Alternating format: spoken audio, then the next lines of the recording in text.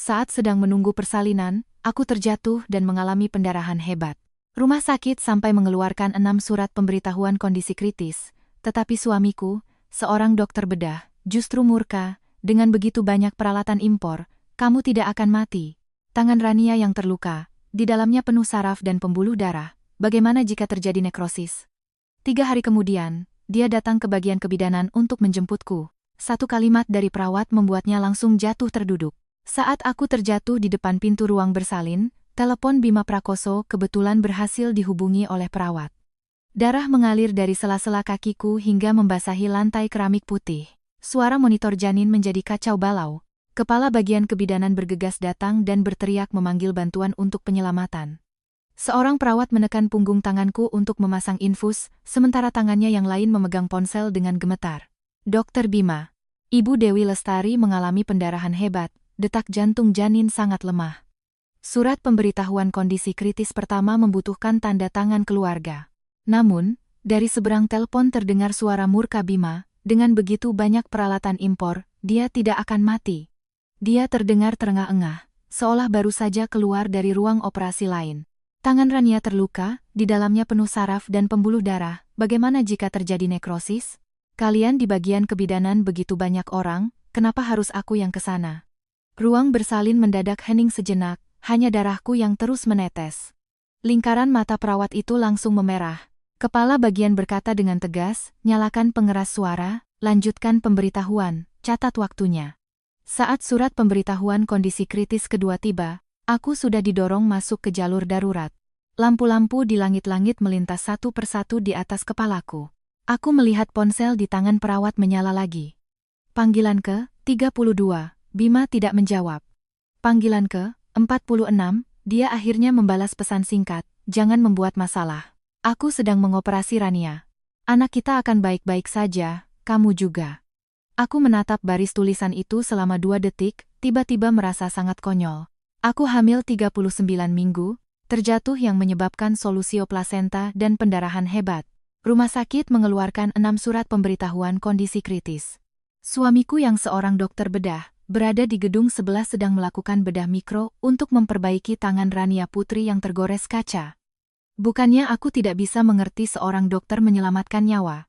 Yang tidak bisa aku mengerti adalah, dia jelas tahu aku istrinya, tahu bahwa hari perkiraan lahirku tinggal beberapa hari lagi, tahu aku sudah meneleponnya 32 kali.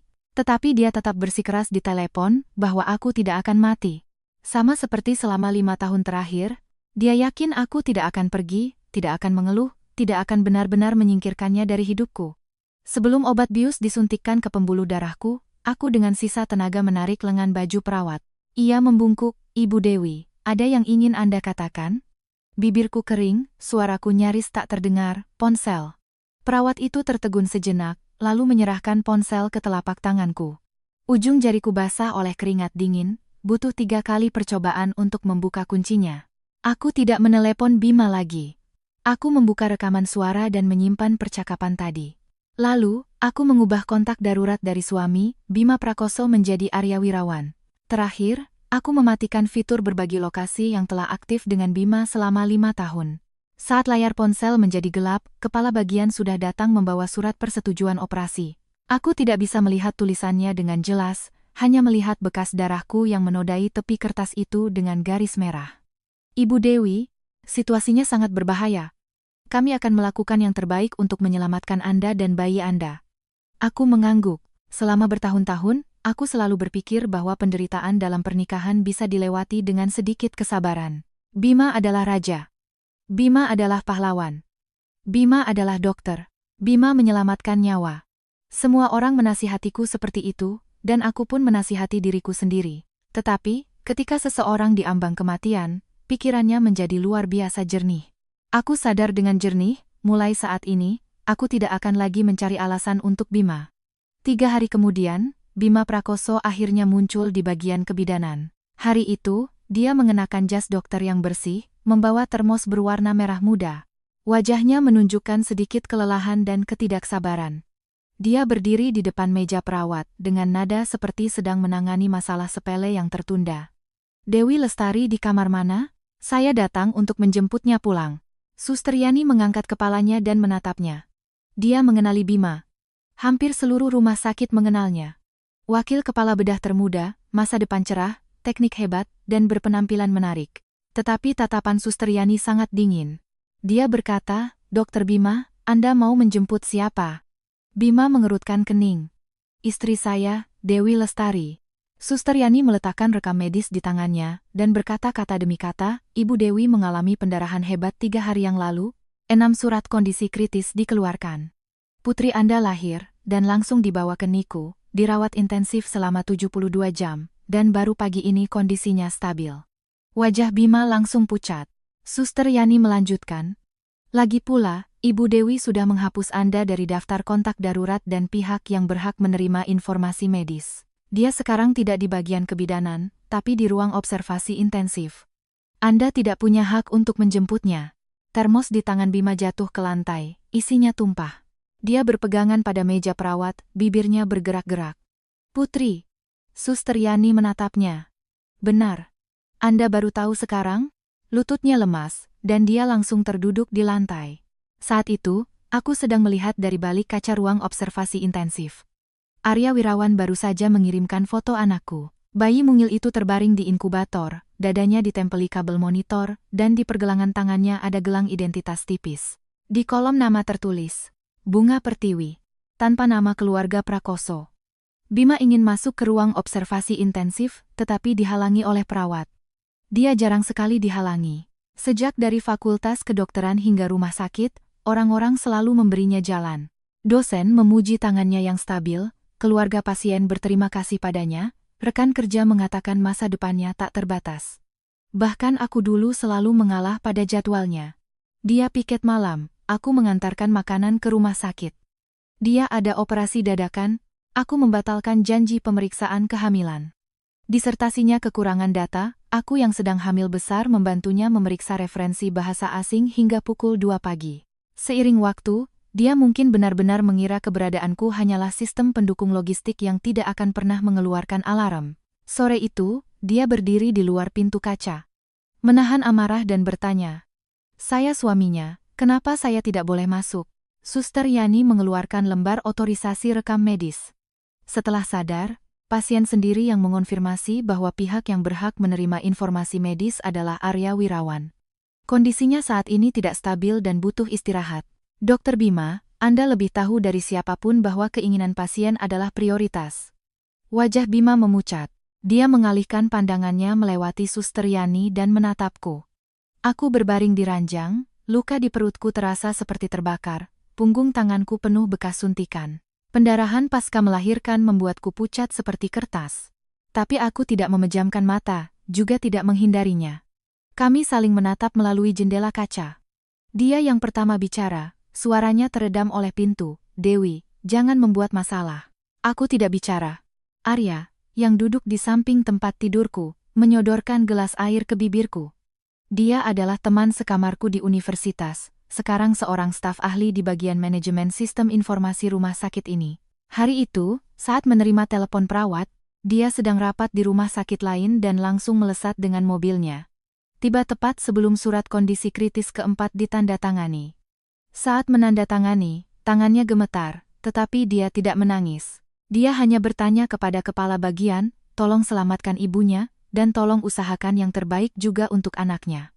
Kemudian dia memberitahuku, ponsel Bima saat itu bukan tidak bisa dihubungi, melainkan dipegang oleh asisten Rania.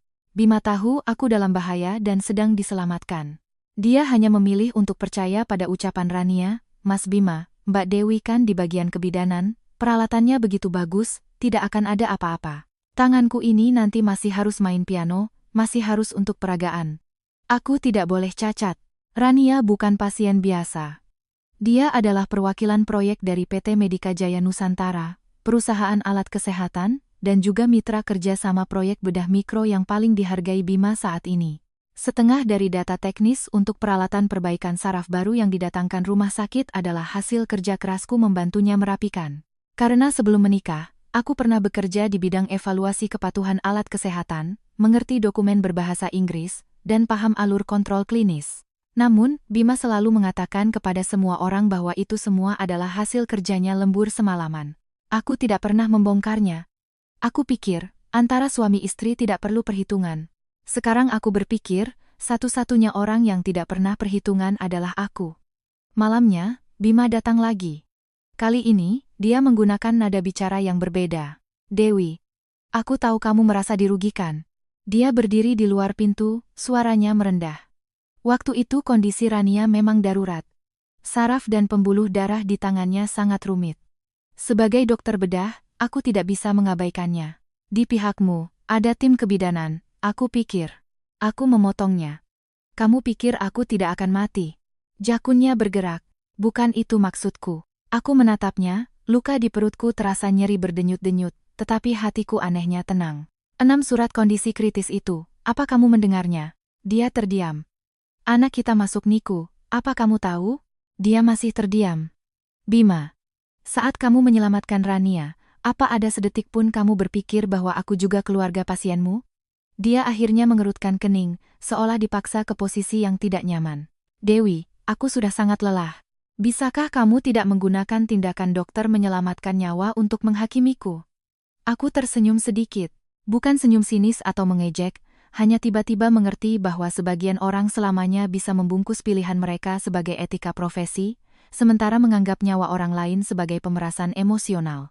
Aku berkata kepada Arya, berikan surat gugatan cerai padanya. Arya mengeluarkan sebuah dokumen dari tasnya, berjalan ke pintu, dan menyerahkannya. Bima tidak mengambilnya. Dia menatap beberapa kata di dokumen itu seolah baru pertama kali melihatnya. Kamu baru saja selesai operasi dan sudah minta cerai? Aku berkata, bukan baru selesai operasi baru minta cerai, tapi karena hampir mati sekali, akhirnya aku sadar. Wajah Bima menjadi sangat muram. Dewi, emosimu sedang tidak stabil. Aku tidak akan membahas ini denganmu sekarang. Dia berbalik untuk pergi, tetapi berhenti setelah beberapa langkah. Anak itu harus memakai nama keluarga Prakoso. Aku memejamkan mata. Setiap luka di tubuhku terasa sakit, tetapi tidak ada yang lebih menyadarkanku daripada kalimat itu. Dia bahkan belum pernah melihat wajah anaknya, tetapi reaksi pertamanya adalah anak itu harus memakai nama keluarganya. Aku menatap Arya. Besok, tolong hubungi kantor catatan sipil. Informasi ayah di akta kelahiran ditunda dulu pendaftarannya. Arya mengangguk. Di luar pintu, Bima berbalik dengan cepat. Kamu berani? Aku menatapnya. Aku berani atau tidak, bukankah seharusnya kamu sudah tahu sejak 3 hari yang lalu? Hari aku pindah dari ruang observasi intensif, Ibu Bima datang. Ibu mertuaku, Ibu Retno, masuk ke kamar sambil membawa sekantong kurma dan telur ayam kampung. Begitu melihatku, dia meletakkan kantong itu di meja nakas, dan air matanya langsung mengalir. Dewi, semua wanita yang melahirkan itu seperti melewati gerbang neraka. Kamu beruntung, anakmu juga beruntung. Ini kabar gembira. Suami istri mana ada yang dendam semalaman? Bima beberapa hari ini juga menderita. Dia di ruang operasi menyelamatkan nyawa, kamu harus pengertian. Aku mendengarkan kata-kata itu tanpa bersuara. Dulu dia juga sering menasihatiku seperti ini. Bima piket saat lebaran, dia berkata, namanya juga dokter, menyelamatkan nyawa itu tugasnya, kamu harus lebih banyak berkorban. Bima lupa hari pemeriksaan kehamilanku, dia berkata, laki-laki itu pelupa. Kamu catat sendiri baik-baik. Rania mengirim pesan tengah malam memintanya mengatur peralatan, dia berkata, rekan kerja wanita, jangan terlalu picik. Sekarang, aku baru saja merangkak kembali dari garis kematian, dia masih mengucapkan kalimat yang sama, kamu harus pengertian. Aku bertanya dengan suara pelan, Bu, jika aku dan anakku tidak selamat, apakah ibu juga akan bilang ini kabar gembira? Ibu Retno terdiam. Dia melirik Arya, lalu melirik keluarga pasien lain di kamar itu. Wajahnya memerah karena malu. Suaranya merendah, anak ini, kenapa bicaramu jadi begitu tajam? Bukannya Bima tidak datang? Dia kan akhirnya datang? Aku berkata, dia datang 3 hari kemudian. Ibu Retno mengerutkan kening. 3 hari kenapa? Dokter kalau sudah sibuk tidak kenal siang malam. Dia seorang dokter bedah, setelah keluar dari meja operasi bisa berdiri saja sudah bagus. Lagi pula, kamu sekarang baik-baik saja, kan? Aku memberikan fotokopian 6 surat kondisi kritis dari meja nakas kepadanya. 6 lembar kertas itu tersusun rapi berdasarkan waktu. Setiap lembar mencantumkan namaku, setiap lembar bertuliskan, kondisi kritis, dapat mengancam jiwa sewaktu-waktu. Ibu Retno meliriknya, ekspresinya sedikit panik. Tapi dia dengan cepat meletakkan kertas-kertas itu kembali. Rumah sakit itu suka menakut-nakuti. Kalau memang seserius itu, apa kamu masih bisa duduk di sini bicara denganku? Seorang ibu yang menemani pasien di ranjang sebelah, tidak bisa menahan diri untuk tidak meliriknya. Aku tidak menjelaskan lebih lanjut. Dulu, aku selalu ingin keluarga Bima mengerti diriku. Belakangan baru kusadari, mereka bukan tidak mengerti. Mereka hanya merasa penderitaanku tidak lebih penting dari masa depan putra mereka. Sore itu, aku meminta Arya menemaniku pulang ke rumah. Bukan untuk beristirahat, tapi untuk mengemasi barang-barang. Rumah itu dibeli setelah kami menikah. Uang mukanya sebagian besar berasal dari tabunganku sebelum menikah dan santunan asuransi peninggalan orang tuaku. Bima selalu bilang cicilan rumah dia yang bayar, jadi rumah itu milik keluarga Prakoso. Tapi dia tidak tahu, selama 5 tahun terakhir, tagihan listrik, air, iuran lingkungan, biaya pemeriksaan kesehatan ibunya, biaya penerjemahan disertasi, dan biaya subkontrak materi proyeknya, hampir semua keluar dari rekeningku. Aku bukannya tidak berkontribusi. Aku hanya terlalu terbiasa menyembunyikan kontribusiku.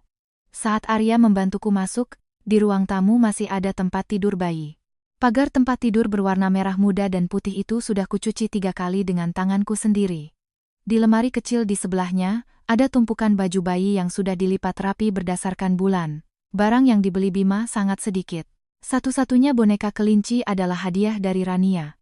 Saat memberikannya, dia tersenyum dan berkata, "Selera Mas Bima jelek, aku bantu pilihkan untuk bayinya." Dulu aku hanya merasa dia tidak tahu batas, sekarang aku tahu dia bukan tidak tahu batas. Dia sedang menguji batasan kesabaranku. Aku membuang boneka itu ke kantong sampah. Arya bertanya, "Barang-barang lain?" Aku berkata, "Yang bisa dipakai anakku, bawa. Yang tidak bisa dipakai dan berhubungan dengan Bima, tinggalkan semua." Dia menatapku. Aku menambahkan, "Bukan karena sayang, tapi agar dia melihatnya sendiri saat pulang." Pukul 10 malam. Bima pulang. Rekaman CCTV kemudian menunjukkan dia berdiri lama di depan pintu sebelum memasukkan kata sandi. Di lemari kamar tidur, pakaianku sudah tidak ada. Di meja rias, produk perawatanku lenyap. Di ruang kerja, komputer, hard disk, dan beberapa berkas alat kesehatan milikku juga hilang. Di freezer kulkas yang tadinya berisi makanan untuk masa nifasku yang sudah kusiapkan, kini hanya tersisa beberapa laci kosong. Di atas meja makan, tergeletak cincin kawinku. Di bawahnya, ada selembar kertas. Bukan surat cerai, melainkan rincian biaya. Mulai dari uang muka rumah, pengeluaran rumah tangga, uang jaminan rawat inap ibunya, hingga penerjemahan materi proyeknya. Dari revisi kepatuhan materi evaluasi peralatan perusahaan Rania, hingga penyuntingan bahasa Inggris untuk disertasinya. Setiap transaksi memiliki bukti transfer. Baris terakhir tertulis, "Bima Prakoso, mulai hari ini, aku berhenti mendanai hidupmu." Di rekaman CCTV, dia meremas kertas itu dan melemparkannya dengan keras ke lantai. Tapi tidak sampai 2 menit, dia membungkuk dan memungutnya kembali. Karena dia akhirnya sadar, hard disk biru di ruang kerja telah hilang. Di dalamnya ada data mentah proyek terpentingnya, dan juga jejak semua pekerjaan yang telah kulakukan untuknya selama 5 tahun terakhir. Bima pertama kali benar-benar mencariku bukan untukku, bukan juga untuk anak kami. Dia mencariku demi hard disk biru itu. Aku masih berada di kamar perawatan sementara di sebuah pusat perawatan pasca melahirkan. Tubuhku begitu lemah bahkan untuk menggendong anakku terlalu lama. Hari Bunga dipindahkan dari Niku, seluruh wajahnya hanya sebesar telapak tanganku. Tangisnya lirih, tetapi dia berhasil bertahan hidup. Saat aku memeluknya, air mataku nyaris jatuh. Bukan karena sedih, tapi karena takut. Sedikit lagi, aku tidak akan pernah mendengar suara ini lagi. Bima berdiri di ambang pintu. Saat melihat Bunga, ekspresinya sejenak melembut. Dia ingin mengulurkan tangan untuk menggendongnya. Aku mundur selangkah. Tangannya tergantung di udara. Aku hanya ingin melihatnya. "Lihat boleh," kataku, "tapi gendong tidak." Wajahnya menjadi masam. "Aku ayahnya." Aku menatapnya. "Kamu adalah ayah yang baru tahu keberadaannya 3 hari setelah dia lahir." Dia memejamkan mata, seolah menahan diri. Sesaat kemudian, dia mengalihkan pembicaraan. "Hard disknya di mana?" Aku menunduk merapikan bedong bunga, tidak mengangkat kepala. "Hard disk yang mana?" "Dewi, jangan pura-pura. Data mentah proyek perbaikan saraf mikro, catatan evaluasi peralatan, perpustakaan literatur bahasa Inggris, semuanya ada di sana." Minggu depan rumah sakit akan mengadakan rapat evaluasi, aku harus menggunakannya. Aku akhirnya menatapnya. Bukankah itu proyekmu? Wajahnya menunjukkan sedikit kecanggungan. Dulu, dia terlalu lancar mengatakannya di depan umum, sampai-sampai dia sendiri hampir percaya. Aku bertanya, data itu kamu yang merapikan? Dia tidak menjawab. Buku manual bahasa asing itu kamu yang menerjemahkan? Wajahnya muram. Poin-poin risiko peralatan itu kamu yang menandai? Alur penggunaan klinis itu kamu yang mengubah? Siapa yang mengingatkan untuk memperbaiki beberapa masalah dalam materi etika? Bima merendahkan suaranya. Kita ini suami istri. Apa perlu perhitungan seperti ini? Aku mengangguk. Sekarang perlu. Dia menatapku, tatapannya tidak lagi menunjukkan ketidaksabaran seperti dulu, melainkan sedikit kepanikan yang nyata. Dewi, proyek ini menyangkut promosiku. Kamu tidak bisa marah-marah padaku di saat seperti ini. Aku berkata, saat kamu menyelamatkan Rania, itu juga menyangkut nyawaku. Dia terdiam beberapa detik, lalu nadanya mengeras. Jangan mencampur-adukan dua hal ini. Jika tangan Rania tidak bisa diselamatkan, kariernya akan hancur. Aku bertanya padanya, karier apa sebenarnya? Bima tertegun. Aku melanjutkan untuknya, perwakilan proyek PT Medika Jaya Nusantara. Tugas utamanya adalah peragaan peralatan dan koordinasi di rumah sakit. Dia bukan pianis, bukan juga dokter bedah. Punggung tangannya tergores kaca. Catatan UGD menyatakan itu adalah cedera tendon superfisial. Tidak ada pembuluh darah besar yang rusak, tapi kamu bilang di telepon ada nekrosis saraf dan pembuluh darah. Wajahnya sedikit berubah. Bagaimana kamu bisa tahu? Aku meletakkan salinan dokumen di atas meja. Ini catatan triase UGD. Arya yang mengambilnya dari sistem kontrol, semua akses tercatat sesuai prosedur. Di sini tertulis jelas, tanda-tanda vital stabil, cedera tangan memerlukan eksplorasi debridemen, tidak mengancam jiwa secara langsung. Tentu saja ini tidak berarti dia tidak perlu dirawat.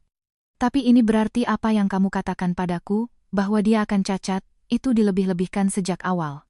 Bima mengambil kertas itu, ujung jarinya menegang. Kamu memeriksa rekam medis? Aku memeriksa mengapa suamiku tidak datang saat istrinya dalam kondisi kritis, kataku dengan tenang. Rumah sakit juga akan memeriksanya. Dia mengangkat kepalanya dengan tajam. Kamu melaporkanku? Aku tidak menyangkal. Bagian pelayanan medis, komite disiplin, dewan pengawas, semuanya sudah aku berikan materi. Termasuk 6 surat kondisi kritis, rekaman telepon, catatan perawat, catatan triase UGD, dan jadwal operasi. Kemarahan akhirnya muncul di matanya. Dewi, apa kamu tahu ini akan menghancurkanku? Aku melihat bunga di pelukanku. Dia tidur nyenyak, napasnya seringan bulu. Bima, hari itu kamu juga hampir menghancurkanku. Dia berdiri, suaranya menjadi dingin. Emosimu saat ini sangat tidak stabil.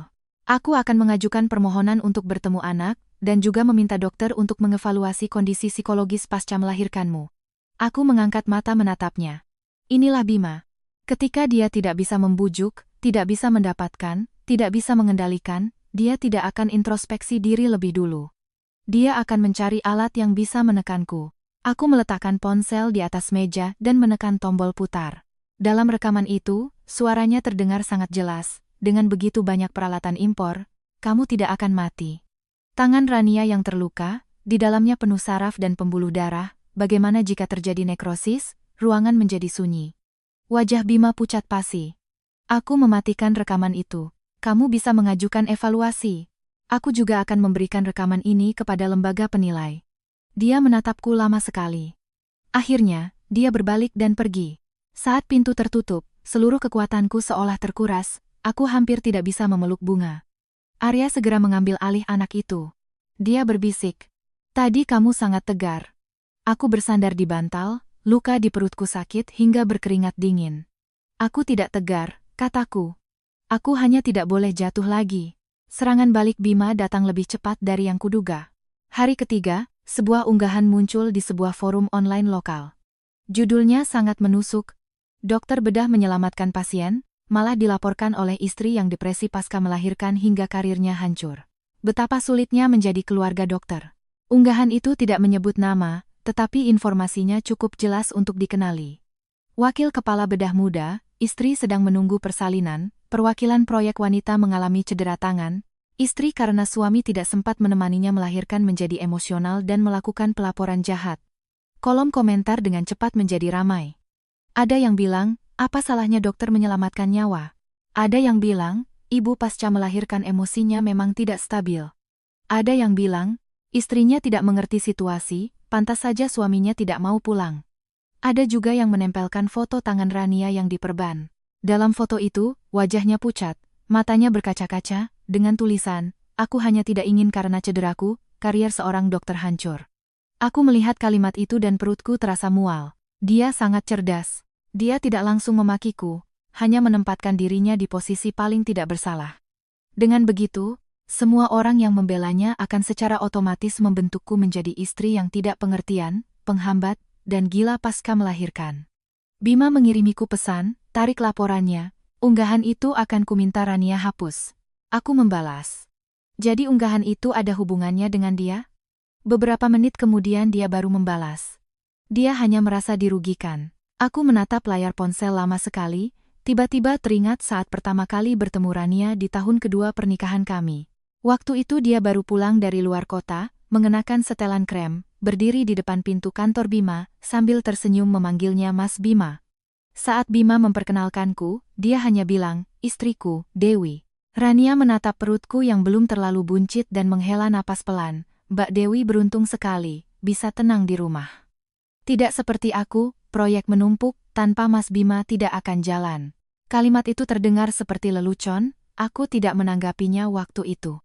Belakangan, dia semakin sering muncul dalam kehidupan Bima. Peragaan peralatan, dia. Rapat di luar, dia. Berkas tengah malam, dia. Bahkan pada hari pemeriksaan kehamilanku, Bima tiba-tiba membatalkan janji, karena Rania bilang ada masalah parameter alat yang harus Bima datangi sendiri. Dia bukan sekadar menyukai Bima. Dia membutuhkan Bima. Membutuhkan posisinya di rumah sakit, membutuhkan Bima untuk menjadi penjamin peralatan PT Medika Jaya Nusantara, dan juga membutuhkan Bima untuk menempelkan hasil kerja kerasku di bawah namanya, mengubahnya menjadi modal untuk kemajuan proyeknya. Dan Bima menikmati perasaan dibutuhkan ini. Dibandingkan dengan seorang istri yang sedang hamil, gerakannya canggung, dan setiap hari mengingatkannya untuk pulang makan, Rania membuatnya merasa selalu penting, selalu dipuja. 3 hari setelah unggahan itu viral, aku menerima telepon dari perusahaan tempatku bekerja. Aku tadinya bekerja sebagai konsultan kepatuhan di sebuah lembaga evaluasi keamanan medis pihak ketiga dan sedang cuti hamil tua. Atasanku terdengar canggung.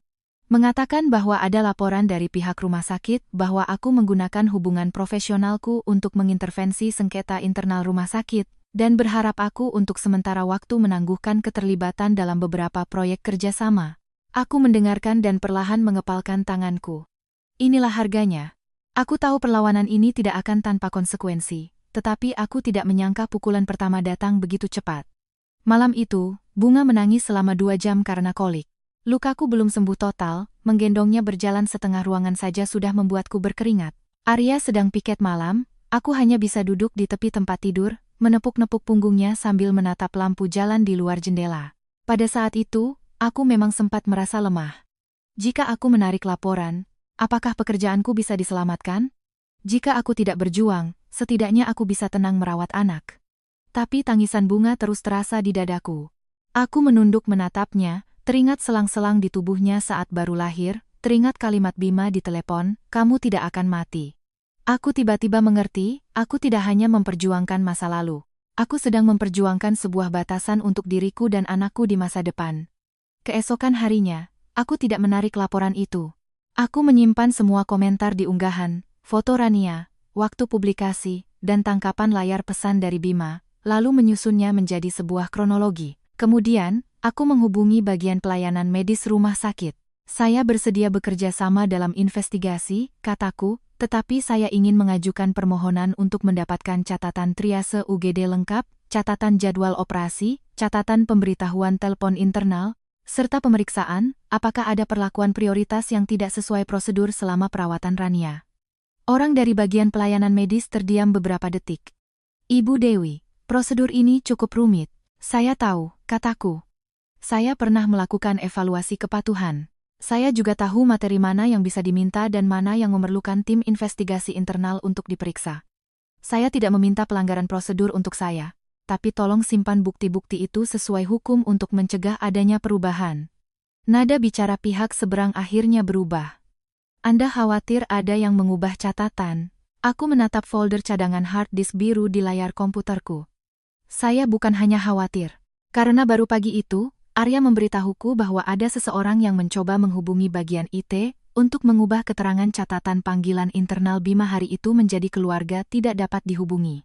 Tapi panggilan itu sudah aku rekam, dan meja perawat juga punya catatan sinkron. Bima mengira dia bisa menekanku kembali ke dalam kebisuan. Tapi kali ini, dia lupa bahwa aku lebih mengerti nilai sebuah catatan daripada dirinya. Hari tim investigasi mewawancaraiku, Bima juga ada di rumah sakit. Aku duduk di ruang rapat kecil, luka di perutku masih terasa nyeri. Di atas meja ada segelas air hangat yang belum diminum. Di seberangku ada beberapa kepala bagian dari pelayanan medis, komite disiplin, kebidanan, dan bedah. Suasananya terkendali, tetapi membuat orang sesak napas. Mereka mulai dengan menanyakan keadaanku hari itu. Aku tidak menangis atau melebih-lebihkan, aku hanya menceritakan sesuai urutan waktu. Pukul 8:40 pagi. Aku mengalami kontraksi teratur. Pukul 9:10. Aku menelepon Bima untuk pertama kali. Tidak ada jawaban. Pukul 10:20, tetangga membantuku memanggil taksi ke rumah sakit. Pukul 10:47. Saat turun dari taksi di depan rumah sakit, aku pusing karena kontraksi dan kehilangan darah, lalu terjatuh. Pukul 11:03, bagian kebidanan memulai tindakan penyelamatan. Pukul 11:25, surat kondisi kritis pertama dikeluarkan. Pukul 11:30, perawat berhasil menelepon Bima. Setelah aku selesai menjelaskan setiap titik waktu, aku mendorong materi-materi itu, satu persatu, rekaman panggilan, tangkapan layar pesan singkat, fotokopian surat kondisi kritis, ringkasan catatan penyelamatanku, nomor rekam medis Rania, tangkapan layar unggahan, dan pesan Bima yang memintaku menarik laporan. Tidak ada yang menyela di ruang rapat itu, sampai kepala bagian bedah selesai melihat nomor rekam medis UGD itu, wajahnya tampak sangat muram. Rania saat itu tidak masuk jalur hijau operasi darurat. Kepala bagian pelayanan medis berkata, dari catatan saat ini, tidak memenuhi prioritas tertinggi. Tetapi Dr. Bima hari itu mengubah sumber daya operasi secara mendadak dengan alasan dugaan cedera saraf dan pembuluh darah yang parah. Aku mengangkat kepala, kalimat inilah kuncinya. Bima bukan tidak boleh menyelamatkannya. Masalahnya adalah dia melaporkan kondisi Rania lebih parah dari yang sebenarnya, memindahkan dirinya, dan sebagian sumber daya bedah mikro, sambil menolak tanggung jawab sebagai keluarga untuk menerima pemberitahuan kondisi kritis. Kepala bagian bedah bertanya padaku, Ibu Dewi, apakah hubungan pernikahan Anda dan Dr. Bima sudah lama tidak baik? Aku tahu dia ingin memastikan motifku. Aku berkata, baik atau tidaknya hubungan pernikahan tidak memengaruhi fakta adanya 6 surat kondisi kritis. Ruang rapat menjadi hening. Aku melanjutkan. Yang saya laporkan bukan karena dia tidak menemani persalinan. Yang saya laporkan adalah, saat dia secara eksplisit mengetahui pasangan dan janinnya dalam bahaya jiwa, dia menolak menerima pemberitahuan kondisi kritis dan dalam telepon menggunakan penilaian medis yang tidak berdasar untuk menolak risiko penyelamatan. Setelah itu, dia dan Rania juga mengarahkan opini publik untuk menggambarkan pembelaan hak saya sebagai emosi pasca melahirkan yang tidak terkendali.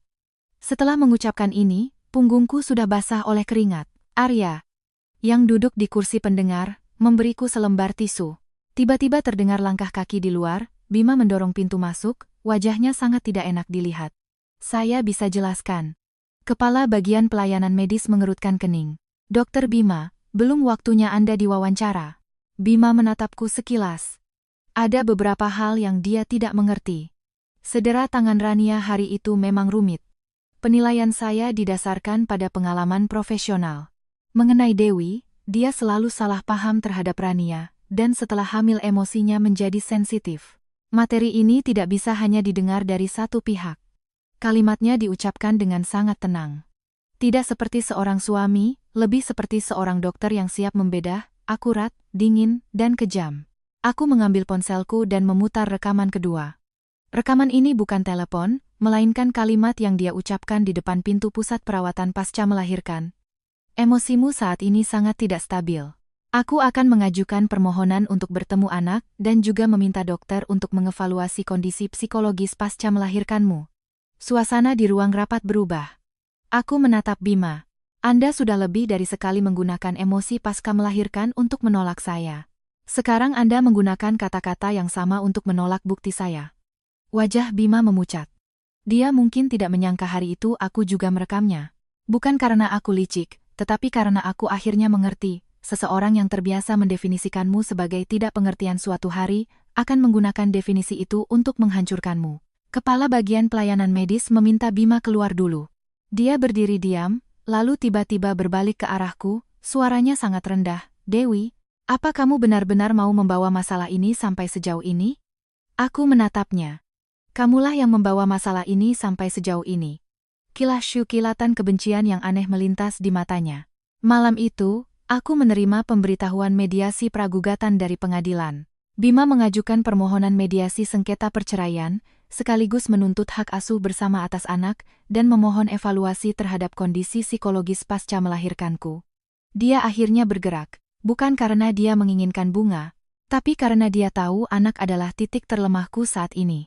Malam itu, aku duduk di tepi tempat tidur, menatap wajah bunga yang tertidur lelap, untuk pertama kalinya merasakan ketakutan yang nyata. Aku tidak takut bercerai. Aku takut dia menggunakan statusnya sebagai dokter, menggunakan penilaian sosial, menggunakan kalimat ibu dengan emosi tidak stabil untuk merenggutku dari sisi anakku. Arya menggenggam tanganku. Tidak apa-apa kalau takut. Aku mengangguk. Kalau takut, setiap langkah harus diambil lebih mantap. Pada hari evaluasi psikologis, aku tidak menolak. Bima mungkin mengira aku akan menentang, marah, dan hancur di tempat, sehingga dia bisa membuktikan klaimnya. Dewi Lestari mengalami gangguan emosional pasca melahirkan dan tidak cocok untuk merawat anak sendirian. Tetapi aku datang lebih awal ke pusat evaluasi.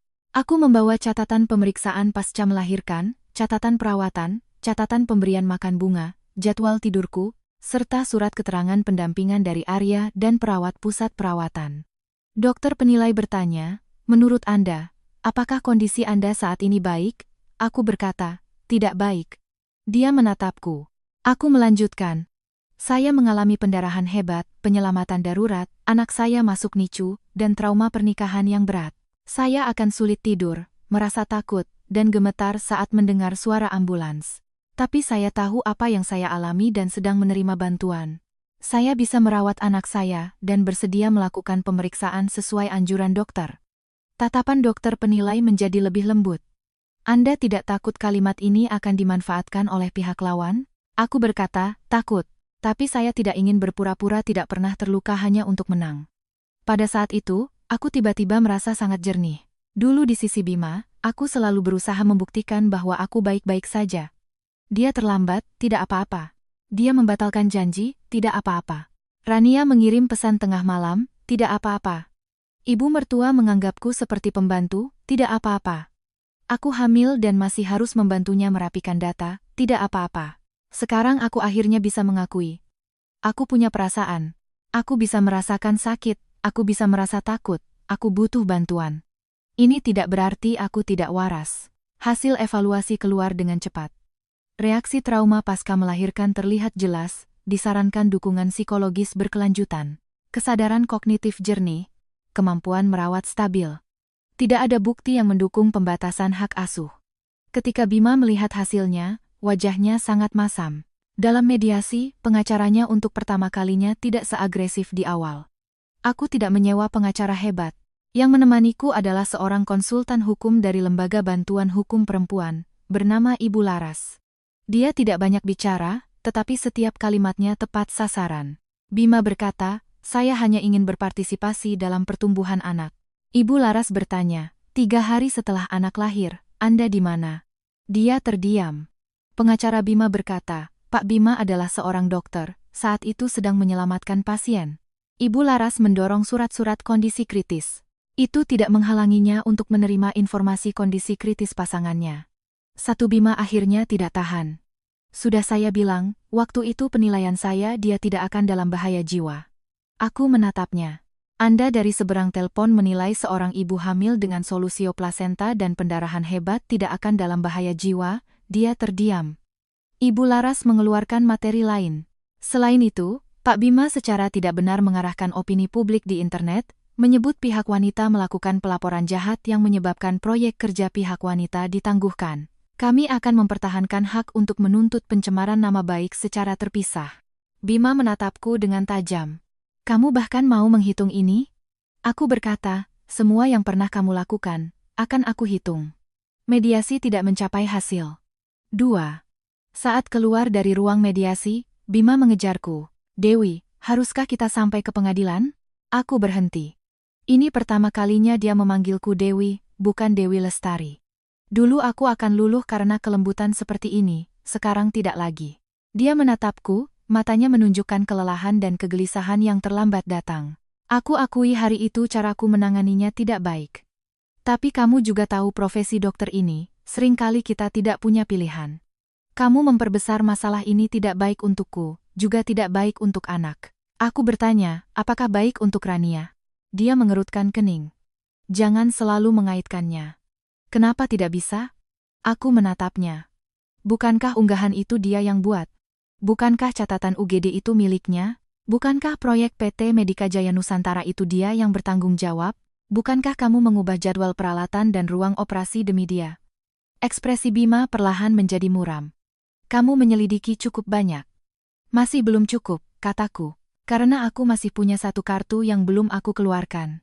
Di hard disk biru itu, selain data proyek, ada juga email peringatan risiko peralatan yang pertama kali dikirim oleh PT Medika Jaya Nusantara. Email itu dikirim Rania kepada Bima, di kolom CC tidak ada aku. Tapi saat Bima meneruskannya kepadaku, dia lupa menghapus konten sebelumnya. Rania menulis dalam email itu, Mas Bima, di rapat evaluasi nanti jangan sekali-kali menyinggung masalah stabilitas komponen pengganti impor. Biarkan peralatannya masuk rumah sakit dulu, perawatannya kita urus nanti. Waktu itu aku mengingatkan Bima bahwa kalimat ini tidak sesuai prosedur dan harus dicatat. Dia bilang aku terlalu banyak berpikir. Belakangan, bagian peringatan risiko itu hilang dari materi proyek. Dulu aku pikir itu karena dia terlewat saat merevisi. Sekarang aku tahu, bukan terlewat, tapi ada seseorang yang tidak ingin itu muncul. Saat investigasi internal rumah sakit memasuki minggu kedua, Rania akhirnya menemuiku. Tempat yang dipilihnya sangat tepat. Sebuah kafe di bawah pusat perawatan pasca melahirkan. Tempat itu ramai, terang, dan ada CCTV di dekatnya. Dia mungkin takut aku merekam atau lepas kendali. Tapi dia tidak tahu, yang paling kumiliki saat ini adalah kesabaran. Tangan kanannya masih dibalut perban, tergantung di depan dadanya. Melihatku, dia berdiri lebih dulu, suaranya lembut seperti segelas air hangat. Mbak Dewi, sudah pulih. Aku duduk tanpa menjawab pertanyaannya. Dia menunduk dan tersenyum, matanya cepat memerah. Aku tahu Mbak membenciku, tapi aku benar-benar tidak sengaja. Waktu aku terluka, aku sangat takut. Mas Bima adalah dokter yang paling kupercaya, aku hanya bisa mencarinya. Aku menatapnya. Triase UGD bukan kamu yang mencari, tapi dia yang mengambil alih. Unggahan itu bukan karena takut, tapi rekayasa. Kelemahan di wajahnya berhenti sejenak, sangat singkat hingga nyaris tak terlihat. Unggahan itu bukan aku yang buat, katanya. Mungkin temanku yang tidak tahan melihatnya. Foto itu kamu yang berikan pada temanmu? Dia tidak bicara. Rania, kamu tidak perlu berpura-pura padaku. Yang kamu inginkan bukan Bima sebagai pribadi, yang kamu inginkan adalah otoritas operasinya di rumah sakit, hak bicaranya dalam evaluasi, dan jaminan proyeknya. Ujung jarinya bergerak pelan. Kamu terlalu memandang orang dari segi keuntungan. Aku mengeluarkan cetakan email itu dan mendorongnya ke hadapannya. Wajahnya akhirnya berubah. Musik latar kafe sangat pelan, di luar jendela terdengar lalu lintas. Dia menunduk menatap beberapa baris tulisan itu, bibirnya terkatup rapat. Dari mana kamu dapat ini? Bima yang meneruskannya padaku, dia mengangkat mata, tatapannya untuk pertama kalinya tidak berpura-pura polos. Lalu kenapa? Proyek peralatan ini apa hubungannya denganmu? Kamu seorang konsultan kepatuhan yang sedang cuti hamil, benar-benar berpikir bisa membuat gelombang besar? Aku tidak marah. Semakin dia seperti ini, semakin aku yakin aku telah menangkap poin penting. Jika risiko peralatan tidak diungkapkan dengan jujur, proses evaluasi menjadi bermasalah. Jika ada ikatan kepentingan antara kamu dan Bima, alokasi sumber daya operasi juga harus ditinjau kembali. Rania tertawa. Kali ini dia tidak berpura-pura lagi. Suaranya merendah, Dewi, kamu tahu kenapa Bima tidak mau pulang? Aku menatapnya. Dia berkata perlahan, karena kamu membuatnya lelah. Kamu selalu mengingatkannya tentang aturan, risiko, dan batasan. Kamu pikir itu membantunya, padahal laki-laki paling benci wanita yang mengawasinya seperti auditor. Kalimat ini, jika diucapkan di masa lalu, mungkin akan melukaiku. Sekarang tidak. Aku hanya merasa itu konyol. Ternyata di mata mereka, aku membantunya menjaga prinsip adalah merusak suasana. Rania melanjutkan. Yang dia butuhkan adalah orang yang bisa membuatnya naik. Kamu bisa memberinya apa? Merawat anak, mengurus rumah tangga? Dia seorang dokter bedah, dia berdiri di meja operasi dan seharusnya dipuja. Aku bertanya, jadi kamu membuatnya percaya bahwa kamu bisa memberinya pemujaan itu? Dia tidak menyangkal. Aku bisa membuat Medika Jaya memberikan sumber daya terbaik untuknya, membuatnya menjadi kepala proyek termuda di rumah sakit. Kamu hanya bisa membawa setumpuk surat kondisi kritis dan memaksanya mengaku salah. Aku mengangkat cangkir dan minum seteguk air hangat. Rania, ada satu kalimatmu yang benar. Bima memang ingin naik.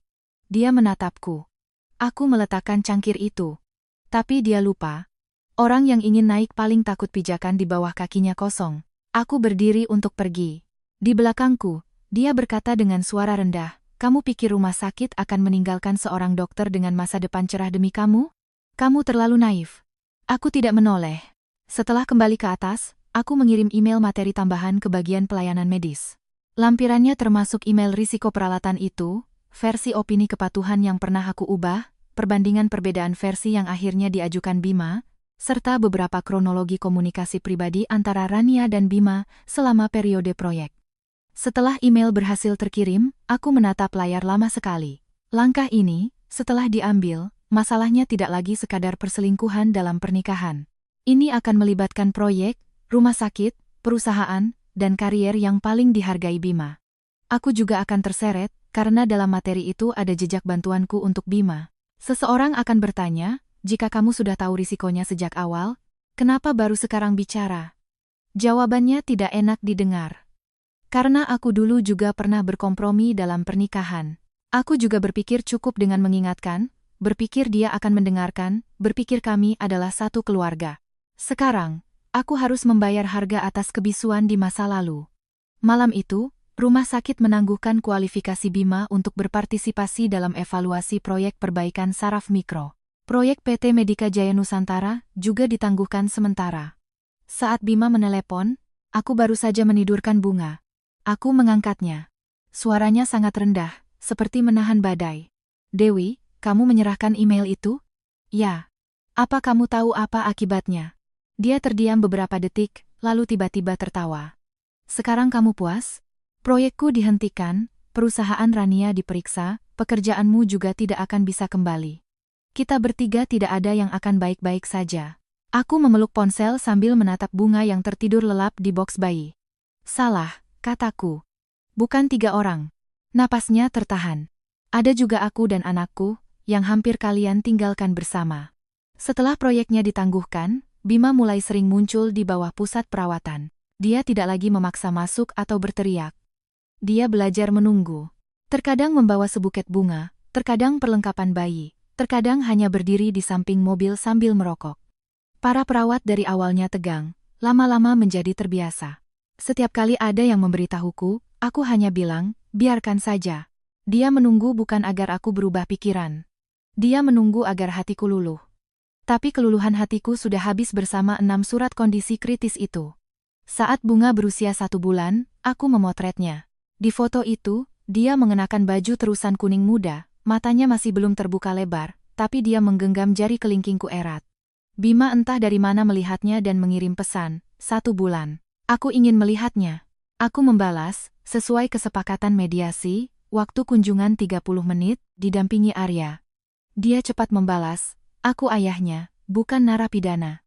Aku menatap baris tulisan itu, tiba-tiba teringat ucapannya di depan meja perawat, anak itu harus memakai nama keluarga Prakoso. Yang dia inginkan bukan merawat, tapi status, hak, dan bukti bahwa dia tidak sepenuhnya kehilangan. Tetapi hari itu, dia datang 20 menit lebih awal dari waktu yang disepakati. Berpakaian sangat rapi, janggutnya dicukur bersih, bahkan tangannya disterilkan secara khusus. Saat Bunga digendong Arya masuk, dia berdiri, tatapannya sejenak terpaku. Itu adalah pertama kalinya dia benar-benar melihat putrinya dengan jelas. Bunga sangat kecil, tertidur di dalam bedong, napasnya dangkal. Bima mengulurkan tangan dan menyentuh pipinya, gerakannya begitu lembut, tidak seperti dirinya. Aku berdiri di luar kaca, dadaku tidak merasakan kesedihan yang kubayangkan, hanya kelelahan yang sangat jauh. Setengah jam kemudian, dia keluar, matanya sedikit memerah. Dia sangat mirip denganmu. Aku tidak menjawab.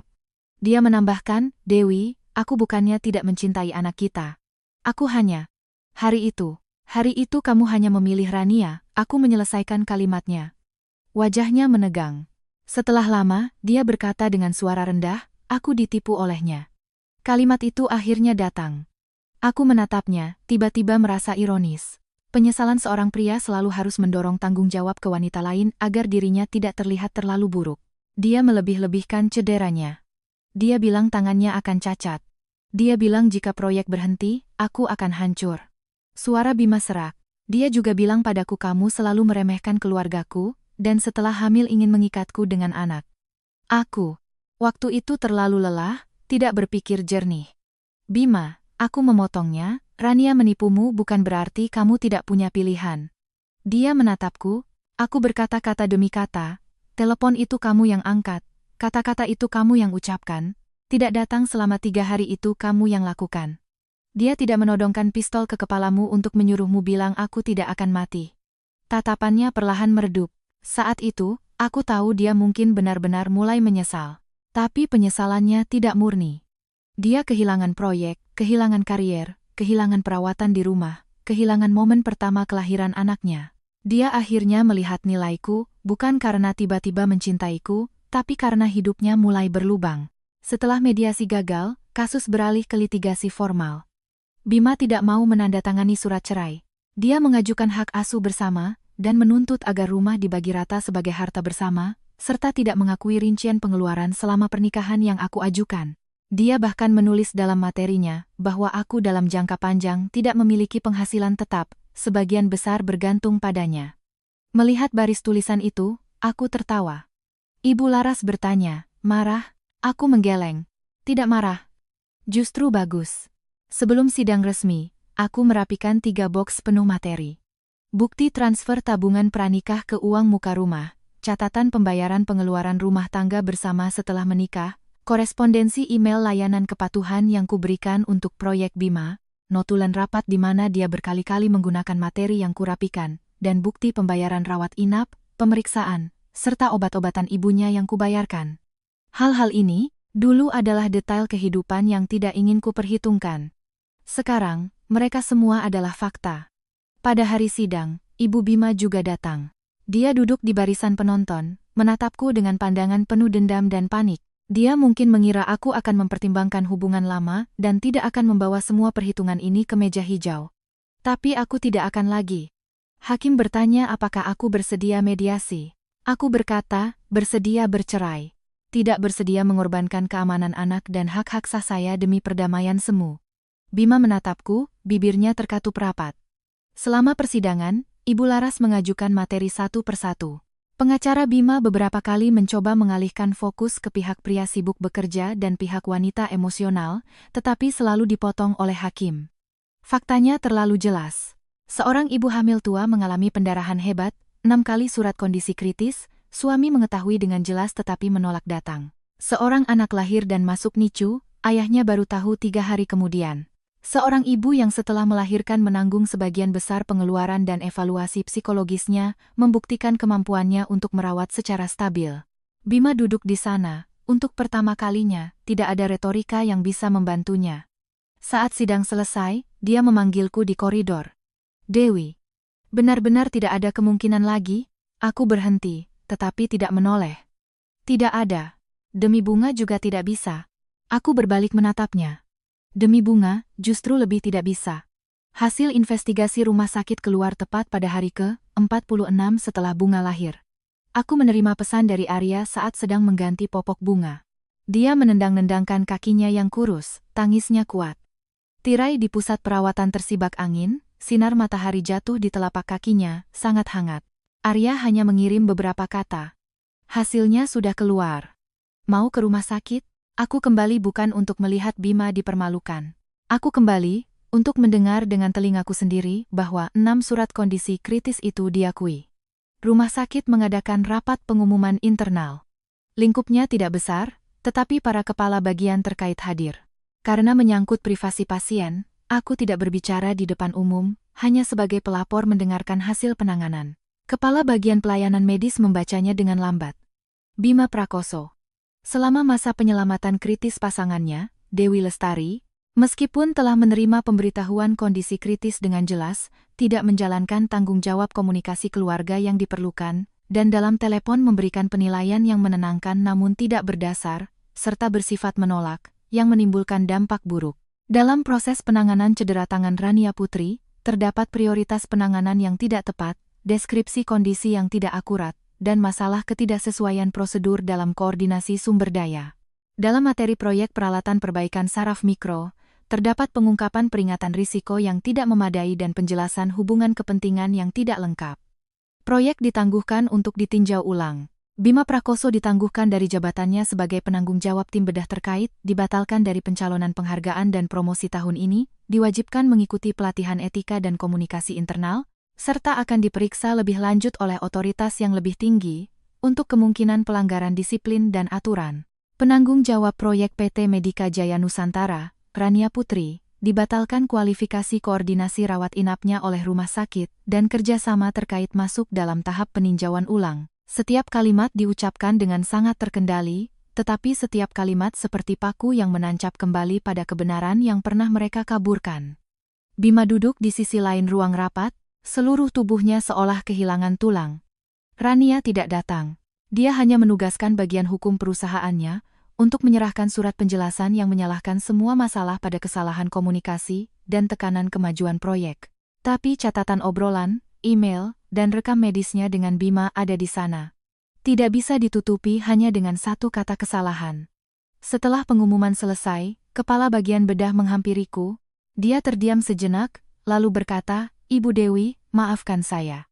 Aku menatapnya. Permintaan maaf ini datang sangat terlambat dan tidak lengkap. Tapi setidaknya, dia akhirnya tidak lagi berkata, "Kamu harus pengertian." Aku berkata, "Tolong tuliskan permintaan maaf itu dalam balasan resmi." Dia mengangguk, "Akan saya lakukan." Di koridor, Bima mengejarku. Dia terlihat jauh lebih kurus, ada sisa janggut di dagunya, jas dokternya kusut. Dulu dia sangat peduli pada penampilan, sekarang bahkan kancingnya salah pasang. "Dewi." Aku berhenti. Dia berdiri tidak jauh dariku, seolah akhirnya tidak berani terlalu dekat. "Hari ini aku baru tahu, banyak hal dalam proyek itu adalah hasil kerjamu." Aku menatapnya. "Kamu bukan baru tahu hari ini, kamu hanya hari ini tidak bisa lagi pura-pura tidak tahu." Wajahnya memucat. Aku akui, dulu aku menganggap banyak hal sebagai hal yang biasa.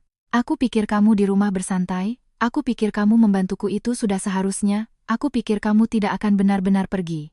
"Kamu terlalu banyak berpikir," kataku. Matanya memerah.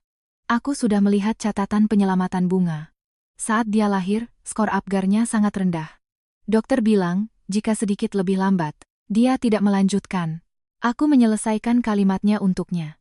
Jika sedikit lebih lambat, dia mungkin tidak akan selamat. Aku juga mungkin tidak akan selamat. Bahu Bima bergetar. Maaf. Ini adalah pertama kalinya dia mengucapkan dua kata itu. Tapi di hatiku tidak ada rasa sakit yang telah lama ku nantikan, hanya kehampaan setelah semuanya berakhir. "Kamu seharusnya meminta maaf padaku dan Bunga," kataku. Tapi kalimat itu tidak bisa menukar apapun. Dia mengangkat mata, seolah masih ingin meraih sesuatu. "Bisakah kita memulai kembali? Bahkan jika bukan sebagai suami istri." Aku ingin menebusnya. Aku berpikir sejenak. Kamu bisa menjenguk sesuai ketentuan hukum, bisa membayar tunjangan anak, bisa bekerja sama dalam prosedur selanjutnya. Selain itu, tidak perlu ada penebusan. Dia bertanya dengan suara parau. "Kamu begitu membenciku?" Aku menggeleng. "Bima, membenci seseorang juga melelahkan. Aku tidak ingin memberikan energiku untukmu sekarang." Dia berdiri di tempat, tidak mengejar lagi. Saat aku berjalan keluar dari pintu rumah sakit, sinar matahari menyilaukan mataku. Arya menggendong Bunga menungguku di dekat mobil. Bunga baru saja bangun, mulut kecilnya bergerak-gerak seperti sedang mencari susu. Aku mengambilnya, Lenganku masih sedikit lemah, tapi sudah bisa memeluknya dengan stabil. Arya bertanya, "Sudah selesai?" Aku melihat orang-orang yang lalu lalang di depan pintu rumah sakit. "Belum," kataku. "Tapi bagian tersulit sudah lewat." Putusan cerai keluar saat musim gugur tiba. Pengadilan mendukung perceraian, Bunga berada di bawah asuhanku langsung. Bima wajib membayar tunjangan anak setiap bulan dan memiliki hak kunjungan tetap. Rumah pernikahan dihitung ulang berdasarkan kontribusi modal dan cicilan. Aku mendapatkan kembali bagian yang sesuai dengan investasiku sebelum menikah. Pengeluaran rumah tangga selama pernikahan tidak bisa diganti sepenuhnya, tetapi materi-materi itu membuktikan bahwa aku bukanlah pihak yang bergantung dalam jangka panjang seperti yang dikatakan Bima. Satu surat putusan itu tebal. Saat aku memegangnya, ujung jariku terasa sedikit kebas. Bukan karena rindu, tapi karena beberapa lembar kertas ini akhirnya secara resmi melepaskanku dari hubungan yang salah. Bima tidak mengajukan banding. Dia mengajakku bertemu di depan gedung pengadilan. Hari itu, dia mengenakan jaket berwarna gelap, terlihat lebih pendiam dari sebelumnya. Dia memegang sebuah kotak kecil, di dalamnya ada gelang perak untuk bunga. Aku tidak menerimanya. "Nanti saat waktu kunjungan, kamu bisa berikan sendiri padanya," kataku. Dia tersenyum pahit. "Sekarang kamu bahkan tidak mau menerima satu barang pun untuknya." "Bukan tidak mau," kataku, "tapi tidak perlu lagi mengaburkan batas." Dia menunduk menatap kotak itu. Setelah lama, dia berkata, "Ibuku sudah pindah kembali ke kampung." Aku tidak menanggapi. Ibu Retno pernah mencariku sekali setelah pengumuman dari rumah sakit. Dia berdiri di depan pintu pusat perawatan, membawa sekantong roti kukus buatannya sendiri, matanya bengkak. Dia berkata, "Dewi, dulu ibu bicaranya menyakitkan. Ibu tidak tahu hari itu kamu begitu berbahaya." Aku bertanya padanya, "Ibu tidak tahu? Atau tidak ingin tahu?" Dia menangis. Aku tidak mengizinkannya masuk. Bukan untuk balas dendam, tetapi karena aku tidak ingin lagi membuka hidupku untuk seseorang yang pernah meremehkan nyawaku. Bima berkata, dia sekarang juga menyesal. Dia bilang jika dulu dia tidak selalu mencarikan alasan untukku, mungkin aku tidak akan sebajingan itu. Aku berkata dengan tenang, "Itu urusan kalian, ibu dan anak." Dia mengangguk, lalu hening lagi. Akhirnya, dia berkata dengan suara rendah, "Rania sudah keluar dari Medika Jaya. Perusahaan menimpakan kerugian proyek kepadanya." Dia balas melaporkan masalah penjualan internal Medika Jaya. Sekarang mereka saling gigit. Aku tidak terkejut. Orang yang terikat oleh kepentingan, begitu kepentingan itu putus, hubungan akan menunjukkan wujud aslinya. Itu juga urusan mereka, kataku. Bima menatapku, tiba-tiba tersenyum, senyum yang sangat getir. "Kamu benar-benar sudah move on?" Aku tidak menjawab. Sebenarnya tidak secepat itu. Aku masih sering terbangun di tengah malam, bermimpi tentang lampu operasi yang melintas di atas kepala, bermimpi perawat berulang kali memanggil namaku. Saat Bunga demam, aku akan tegang hingga telapak tanganku berkeringat. Setiap kali melewati UGD rumah sakit, perutku akan terasa mual. Move on bukan berarti tidak sakit lagi. Tapi tetap berjalan maju meskipun sakit. Ketika aku kembali bekerja, proyek yang dulu ditangguhkan telah berganti penanggung jawab. Atasanku sedikit canggung, bertanya apakah aku bersedia kembali untuk memberikan pelatihan kepatuhan internal. Temanya adalah pengungkapan kepentingan dan keamanan pasien dalam proyek medis. Aku setuju. Pelatihan pertama, aku berdiri di depan ruang rapat, menatap puluhan konsultan muda di bawah, telapak tanganku berkeringat. Aku tidak menceritakan pernikahanku. Aku hanya berbicara tentang prosedur, tentang pencatatan, tentang risiko. Tentang bagaimana di balik setiap kalimat tidak serius, tidak akan ada apa-apa, jalankan dulu, lengkapi nanti, mungkin ada seorang manusia nyata. Di akhir sesi, seorang gadis muda mengangkat tangan dan bertanya, "Bu Dewi, jika orang yang menemukan masalah itu sendiri pernah diam, apakah dia masih bisa angkat bicara?" Aku menatapnya, seperti melihat diriku di masa lalu. "Bisa," kataku. "Hanya saja, harus mengakui konsekuensi dari kebisuan itu, dan juga siap menanggung harga dari keberanian angkat bicara." Setelah kelas selesai, di koridor aku menerima pesan dari Bima. "Hari ini bisa video call lihat Bunga?" Aku melirik jam. Sesuai jadwal adalah Sabtu sore. Video call mendadak tidak bisa. Dia membalas, "Oke." Tidak ada perdebatan, tidak ada pertanyaan. Ini lebih terasa seperti perubahan daripada permintaan maafnya. Tapi itu sudah tidak ada hubungannya denganku. Malamnya, setibanya di rumah, Bunga sedang tengkurap di atas matras bermain, berlatih mengangkat kepala. Wajah kecilnya memerah karena berusaha. Setelah beberapa saat hanya berhasil mengangkat kepalanya sedikit, lalu pluk jatuh lagi. Aku tidak bisa menahan tawa. Arya di sebelahnya berkata, Ibu Bunga Pertiwi hari ini sangat bekerja keras. Aku meletakkan tasku, mencuci tangan, lalu duduk di hadapannya. Bunga, ayo coba lagi. Dia seolah mengerti, mengepalkan tinju kecilnya, dan dengan goyah mengangkat kepalanya lagi. Kali ini dia bertahan selama 3 detik. Sangat singkat, tapi aku tiba-tiba merasa 3 detik itu lebih nyata daripada kemenangan apapun. Pada hari ulang tahun Bunga yang pertama, aku tidak mengadakan pesta besar. Di rumah hanya ada beberapa orang. Arya, Ibu Laras, Suster Yani yang pernah merawatku di pusat perawatan, dan seorang perawat lain yang dulu mencatat teleponku di meja perawat.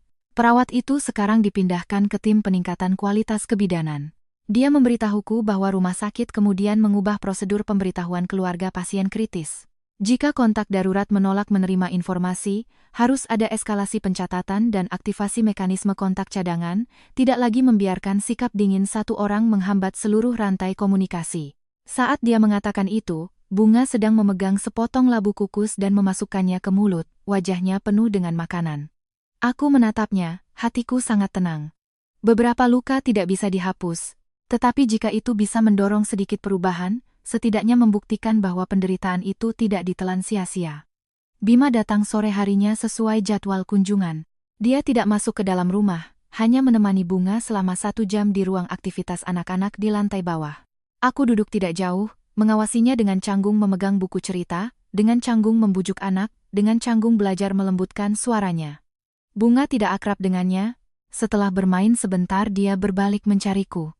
Kilatan kekecewaan melintas di mata Bima, tetapi dia tidak lagi berkata, aku ayahnya seperti dulu. Dia hanya menutup buku cerita itu dan berkata dengan lembut, Kari Mama, ya. Setelah kunjungan selesai, dia menghampiriku. Selamat ulang tahun. Aku membelikannya kue kecil, tanpa gula, sudah kutanyakan pada ahli gizi. Aku menerimanya, memeriksa bahan-bahannya, lalu berkata, terima kasih. Dia menatapku, seolah tidak menyangka aku akan menerimanya. Aku berkata, barang untuk anak, jika cocok akan kuterima. Itu tidak berarti hal lain. Dia mengangguk, aku tahu. Dalam setahun, dia banyak berubah. Setelah izin operasinya ditangguhkan, dia ditarik dari tim inti dan kembali menangani pasien rawat jalan dasar serta pelatihan standar. Kudengar dia kemudian mengajukan diri untuk bertugas di rumah sakit daerah selama setengah tahun. Setelah kembali, dia menjadi jauh lebih pendiam. Kepala bagian bedah pernah secara pribadi memberitahu Arya, kalimat yang paling sering diucapkan Bima di departemen sekarang adalah, kerjakan sesuai prosedur dulu. Apakah ini hukuman? Aku tidak tahu. Tapi aku tahu dia akhirnya mulai membayar harga atas pilihannya. Kabar tentang Rania hanya kudengar sekali lagi. Investigasi internal PT Medika Jaya Nusantara mengungkap serangkaian penjualan ilegal. Dia sebagai perwakilan proyek dipecat, dan juga dilaporkan oleh Asosiasi Industri karena mendapatkan dan menyebarkan informasi internal rumah sakit secara tidak patut. Dia telah mengirim banyak pesan kepada Bima, menyalahkannya karena menghancurkannya, dan juga menyalahkanku karena menghancurkan semua orang. Bima tidak membalas. Semua ini diceritakan orang lain padaku, aku tidak lagi memperhatikannya. Karena dalam hidupku, tidak ada lagi tempat untuk mereka. Sore hari, setelah acara ulang tahun kecil selesai, Arya membantuku merapikan ruang tamu. Berdiri di ambang pintu, dia meregangkan tubuh. Dewi, kamu sekarang benar-benar seperti orang normal. Aku tertawa, dulu aku tidak seperti itu. Dia berpikir sejenak, lalu berkata dengan sangat serius. Dulu kamu seperti orang yang siap menanggung beban untuk orang lain. Sekarang kamu seperti orang yang akhirnya tahu, bahwa lantaimu juga butuh orang lain untuk membersihkannya. Aku mendorongnya sedikit. Bisa tidak pakai perumpamaan? Dia tertawa dan lari. Rumah menjadi sunyi. Bunga sudah kenyang dan tertidur di atas matras bermain. Di luar jendela, angin malam meniup baju-baju kecil di balkon hingga bergoyang pelan. Itu adalah sebuah jaket kuning muda dengan gambar kelinci kecil di mansetnya. Bukan yang diberikan Rania, tapi yang kubeli sendiri. Ponsel berbunyi sekali. Pesan dari Bima. Hari ini terima kasih. Dan, maaf. Bukan untuk mengharapkan pengampunan, hanya saja hari ini melihat Bunga, aku teringat lagi 3 hari itu. Jika waktu bisa diulang, aku pasti akan mengangkat telepon itu. Aku membacanya lama. Lalu membalas. Waktu tidak bisa diulang. Kedepannya, datanglah sesuai jadwal kunjungan. Setelah mengirimnya, aku membalikkan ponsel di atas meja. Tidak memblokirnya, tidak juga berkata lebih banyak. Beberapa hubungan, setelah berakhir, cara terbaik menanganinya bukanlah dengan terus saling menyakiti, melainkan dengan menempatkannya pada posisi yang semestinya. Dia adalah ayah Bunga, itu saja. Pukul 8 malam, Bunga bangun. Dia mengucek matanya, dengan mengantuk mengulurkan tangan ke arahku. Aku menggendongnya dan berjalan ke balkon. Lampu-lampu kota menyala satu persatu. Di bawah, ada orang berjalan-jalan dengan anjing, ada anak-anak mengendarai sepeda kecil melewati taman. Bunga bersandar di bahuku, tiba-tiba memanggil dengan tidak jelas, "Ma." Tidak terlalu jelas, bahkan mungkin hanya suku kata tanpa arti. Tapi aku terdiam membeku. Aku menunduk menatapnya, dia kembali membenamkan wajahnya di leherku, tangan kecilnya menggenggam kerah bajuku, napasnya hangat. Pada saat itu, aku tidak memikirkan Bima, tidak memikirkan 6 surat kondisi kritis itu, tidak juga memikirkan lantai yang berlumuran darah di ruang bersalin. Aku hanya mendengar suara angin di luar jendela dan detak jantung yang stabil dari anak di pelukanku ini. 1 tahun yang lalu, di atas meja operasi, aku mematikan fitur berbagi lokasi. 1 tahun kemudian, aku akhirnya menemukan kembali arahku. Bukan dengan mengandalkan siapapun untuk menjemputku pulang, bukan juga dengan mengandalkan siapapun untuk kembali dan mengatakan cinta. Aku sendiri, langkah demi langkah, berjalan keluar dari pintu yang hampir tertutup itu. Bubur di dapur masih hangat, pakaian di balkon hampir kering. Besok pagi aku ada pelatihan, sore harinya harus membawa bunga vaksinasi. Hidup tidak tiba-tiba menjadi dongeng, ia hanya kembali ke tanganku. Dan kali ini, aku menggenggamnya dengan sangat erat.